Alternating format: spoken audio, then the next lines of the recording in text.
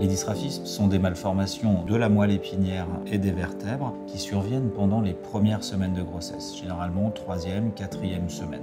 La moelle épinière n'est pas bien formée et la vertèbre aussi peut être mal formée.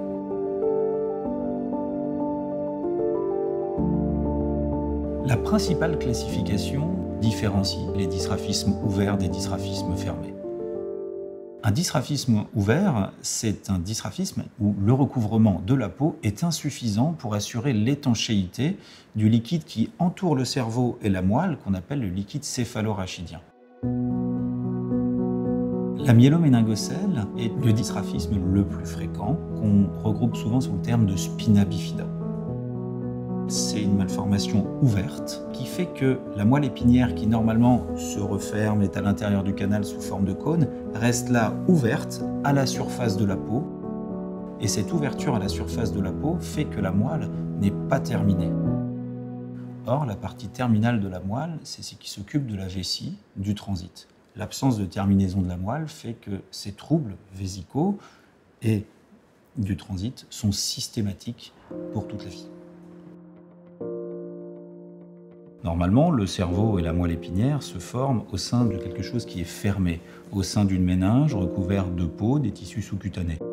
Lorsqu'il y a une ouverture à la partie basse du dos, il y a une fuite de liquide qui déforme le cerveau et l'empêche de se former normalement.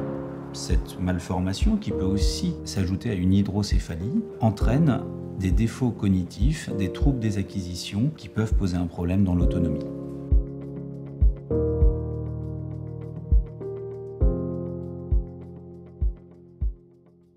Par opposition, les dysgraphismes fermés ont comme point commun de ne pas avoir de répercussions sur le cerveau. Le pronostic est donc lié seulement à la malformation de la fin de la moelle. Il en existe de multiples types. Le lipome du cône est la présence d'une masse graisseuse au contact direct de la moelle. Il existe donc une moelle qui est mal formée et en plus une souffrance par une attache mécanique de cette masse graisseuse à l'intérieur de la colonne vertébrale. Une autre malformation, c'est ce qu'on appelle le lipome du phylum. Le phylum est un fil qui existe chez tout le monde, en dessous de la moelle. C'est le prolongement de l'enveloppe de la moelle, mais ce phylum peut être d'une texture différente. C'est comme un alliage différent, et dans ces cas-là, ses propriétés mécaniques sont différentes. Il peut être plus rigide, et donc limiter la liberté des mouvements de la moelle au sein du canal. Et il peut exister des signes sur les pieds, un pied qui tourne, un pied qui se creuse, un pied qui est moins fort que l'autre.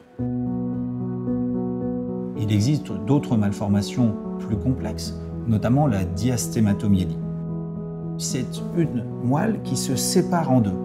Et cette séparation peut entraîner une inégalité des jambes, peut entraîner parfois des troubles vésicaux et est associée aussi à des malformations des vertèbres.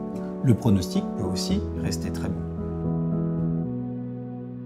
Une autre malformation a fait l'objet d'une description plus récente, c'est ce qu'on appelle sous le terme anglo-saxon le Limited Dorsal Myeloschisis.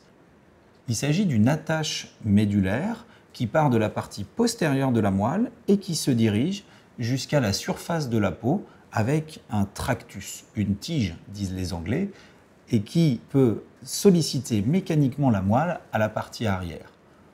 Il s'agit d'une malformation fermée sans retentissement sur le cerveau et il peut exister une souffrance par la traction.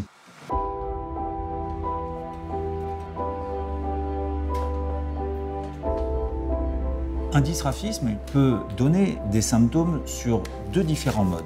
Il peut s'agir d'un symptôme dû à la malformation elle-même, à la conformation de la moelle qui n'est pas normale. Dans ces cas-là, la réversibilité est difficile. Mais il peut aussi exister une sollicitation mécanique ou alors des tissus environnants. Et dans ces cas-là, la chirurgie est une solution pour mettre cette moelle épinière mal formée dans des conditions mécaniques dites optimales.